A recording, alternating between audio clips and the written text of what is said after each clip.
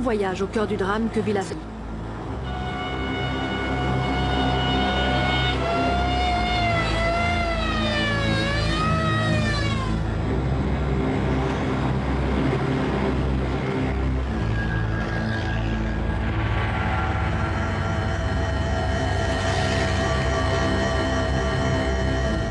Rémi Friedman, le délégué qui accompagne le convoi, compte les camions.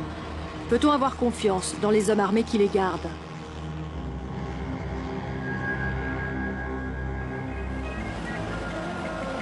Les journalistes les ont qualifiés de Mad Max. Les organisations humanitaires emploient le terme plus neutre de véhicules techniques.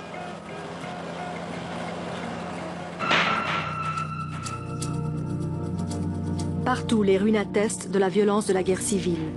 Leur village détruit, des centaines de milliers de Somaliens n'ont eu d'autre choix que de fuir pour sauver la seule chose qui leur reste, leur vie.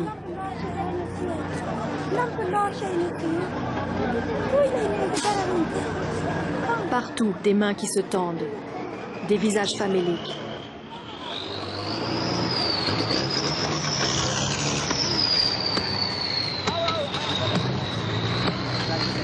Partout, des tombes creusées à la hâte.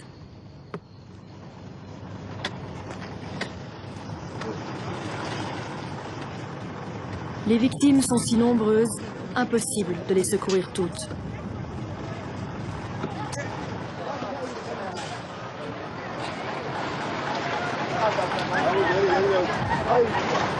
On peut rien faire là, on peut pas leur laisser des sacs.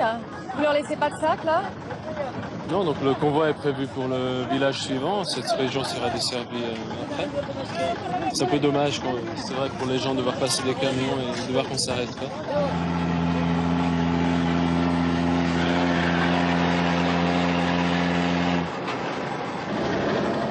Le convoi de la survie, mais pour beaucoup de Somaliens, les camions arrivent trop tard.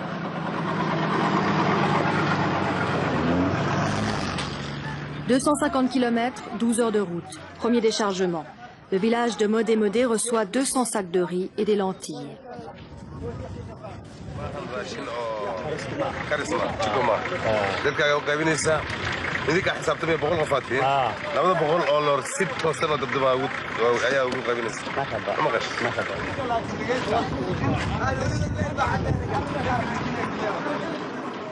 Le village abrite 3 clans.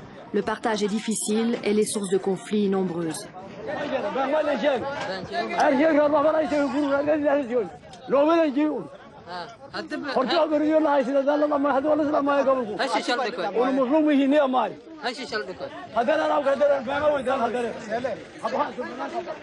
Le convoi est bloqué. Ce soir, il n'ira pas plus loin.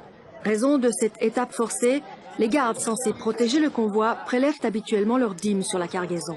Cette fois-ci, la présence d'un délégué et de notre caméra les en a empêchés. Ils ont alors opté pour le chantage, du riz où le convoi ne bouge plus.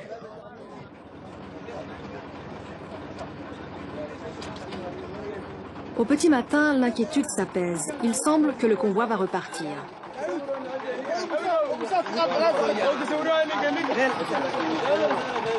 Les transporteurs sont parvenus à régler le différend. Le riz restera à bord des camions, mais il faudra débourser. C'est vrai que la plupart du temps, quand des hommes armés accompagnent les convois, ils prennent des sacs de riz, ils se servent.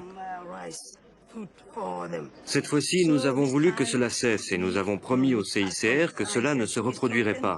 Mais hier, les voitures de la sécurité nous ont fait du chantage et demandé plus d'argent. Ils voulaient 50 sacs de riz par véhicule, c'est ce que vous m'avez dit? Oui.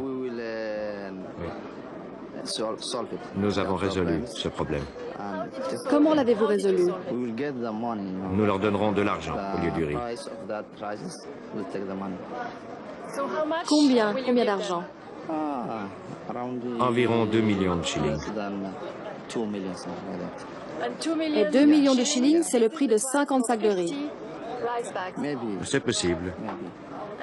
Et vous donnez cela à chaque véhicule de sécurité? Oui, c'est pour chacun des 14 véhicules de sécurité. Leur chantage a payé. Les 140 hommes armés ont ainsi doublé leur salaire. Ce n'est ni la première fois ni la dernière, mais la cargaison est intacte et elle parviendra aux victimes de la famine.